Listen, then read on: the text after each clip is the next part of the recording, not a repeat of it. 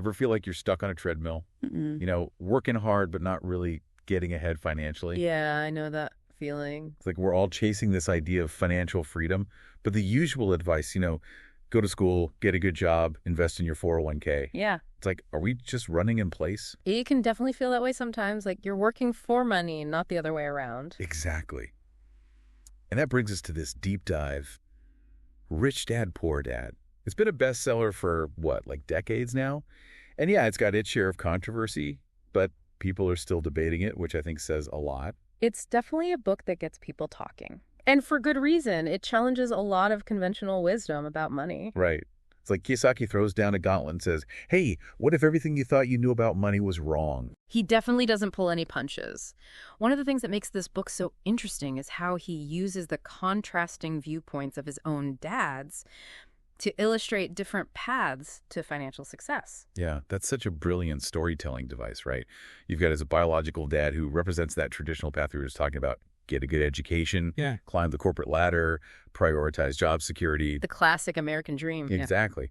But then you have his friend's father, the rich dad, who's all about entrepreneurship, taking risks, and, thinking differently about money. And that's where things get really interesting, because it underscores this idea that financial success isn't necessarily about luck or privilege. It's about adopting a whole new mindset. It's about questioning the rules of the game, right? Exactly. And one of the first rules Kiyosaki challenges is this idea of who's really working for whom. He says, and this is a quote, "Poor and middle-class people work for money. The rich have money work for them." Boom. Mic drop moment right there. Right. It's a simple statement, but it's incredibly powerful. It makes you stop and think, am I spending most of my life trading time for money? And is that really setting me up for long-term financial success? It reminds me of that story Kiyosaki tells about being a kid, just 9 years old, and his rich dad puts him to work for, peanuts. I think it was 10 cents an hour. Oh, yeah. Brutal, right? Seems that way. But looking back, it was such a brilliant lesson. A very unconventional education. Totally. But Kiyosaki's rich dad wanted him to really feel the grind of trading time for money, even if it's tempting, to get that immediate reward. He knew it wasn't the path to real wealth. Right. It was about understanding the bigger picture. He was trying to plant that seed early on to make Kiyosaki question the traditional path and start looking for alternative ways to build wealth. It's all about understanding how wealth is really created. And that's a perfect segue to one of Kiyosaki's most important concepts, the difference between assets and liabilities. Okay, assets versus liabilities sounds simple enough. It does, doesn't it? But Kiyosaki being Kiyosaki, he kind of flips the script on how we usually think about these things. I figured it wouldn't be just straight dictionary definitions. Right. He wants us to move past this idea that an asset is something you own and think about it in terms of cash flow. Okay, so how does he define it then? He keeps it really simple. An asset puts money in your pocket. A liability takes money out. Okay, that makes sense. But here's where it gets interesting. He says your house is not an asset. It's a liability. Whoa. Hold on a second. I think a lot of people, myself included, have always been told that owning a home, that's an investment. It's an asset. Oh, absolutely. It's a super common belief. And on the surface, it makes sense, right? Yeah, you're building equity. Hopefully it goes up in value. Right. But Kiyosaki uses this brilliant cash flow diagram to explain why that thinking can be kind of misleading. Okay, I'm intrigued. So imagine a diagram, right? Money flowing in, that's your income. Money flowing out, those are your expenses. Now think about your house. You've got your mortgage payment going out every month, property taxes, insurance, maintenance, all that stuff. Yeah, it definitely adds up. Exactly. Yeah. Even if your house does go up in value over time, are you really putting more money in your pocket each month from owning it? Okay, I see where you're going with this. Yeah. It's not like a rental property where you're ideally bringing in more than you're spending each month. Exactly. And that actually leads perfectly into Kiyosaki's next big idea, which is minding your own business. Mind your own business. Yeah. So is he saying everyone needs to become an entrepreneur? Well, he's not just talking about starting a traditional company. He's really advocating for building what he calls a column of assets. Okay, what does that mean? Things like rental properties, stocks, businesses, things that generate passive income without you constantly needing to trade your time for money. So it's about creating systems that work for you rather than the other way around. Exactly. And he tells this great story about Ray Kroc, the guy behind McDonald's. Right. So everyone thinks Kroc was in the hamburger business, right? But Kiyosaki points out he was actually building a real estate empire. What? How so? He was strategically buying up the land that those McDonald's restaurants were on. So he was making money from the burgers, but he was also building this massive portfolio of real estate assets. Wow. I never thought about it that way. That's brilliant. Right.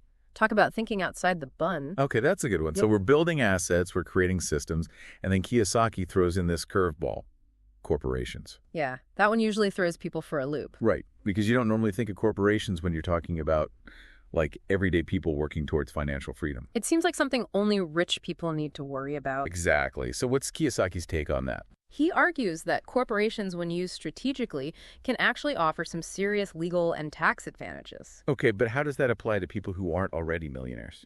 Well, he says it's a common misconception that corporations are just about avoiding taxes. Remember that story of Robin Hood?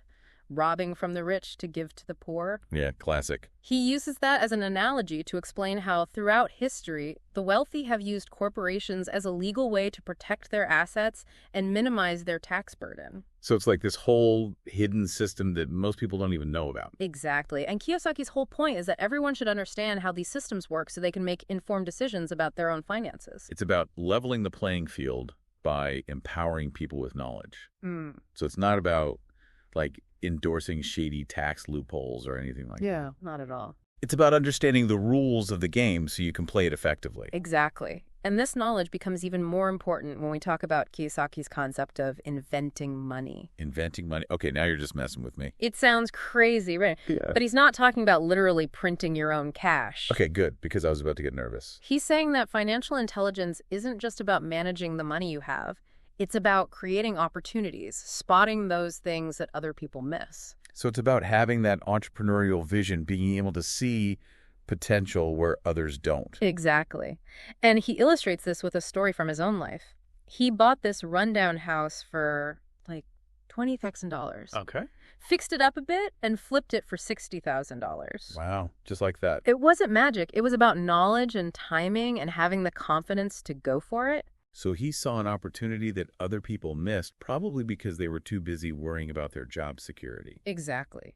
Which brings us to another really important part of Kiyosaki's philosophy, overcoming those internal obstacles. Okay, the mental game. Yeah, because we can have all the knowledge in the world, but if we're crippled by fear or self-doubt, it's hard to take action. And he's really honest about those struggles in the book. It's refreshing. You know, you don't always hear financial gurus talk about that side of things. Right. But we all deal with those voices in our heads. What if I fail? What if I lose everything? And Kiyosaki says, look, you're going to make mistakes. It's inevitable. It's part of the process. Exactly. And he uses this really powerful analogy. He compares these internal struggles to the Battle of the Alamo. Interesting comparison. Okay, so how does that work? He's saying it's not about avoiding losses altogether. It's about having the resilience to learn from them, to turn those setbacks into fuel to keep going. So it's about picking yourself up after financial fumble, learning from it, and moving forward. Exactly. And for those who are ready to take that next step, Kiyosaki gives a pretty clear to-do list. Okay, hit me with it. Number 1, find a mentor, someone who's already achieved what you want to achieve. Check. Number 2, master a financial formula. This could be real estate investing, stock trading, starting a business, whatever works for you. Find your niche. Exactly. And finally, and this one's huge, pay yourself first. That's something I think a lot of people struggle with. It's so easy to get to the end of the month and realize you haven't put anything aside for yourself. Right. We tend to prioritize paying our bills, paying our rent or mortgage, and then whatever's left over, if anything, that's what we have for savings or investments. Yeah, and Kiyosaki's saying flip that script. Make your financial well-being a priority from the get-go. Exactly. And he ends the book with this question that's really stuck with me. What do you want to be when you grow up? It's funny, right? Because we usually associate that question with childhood. Right. But he's challenging us to think beyond just a job title or a paycheck. It's about designing a life that's truly fulfilling, both financially and personally. So as you reflect on Rich Dad, Poor Dad, ask yourself, what steps can you take today to start building that life? What do you want your financial story to be? That's it for this deep dive. Thanks for listening.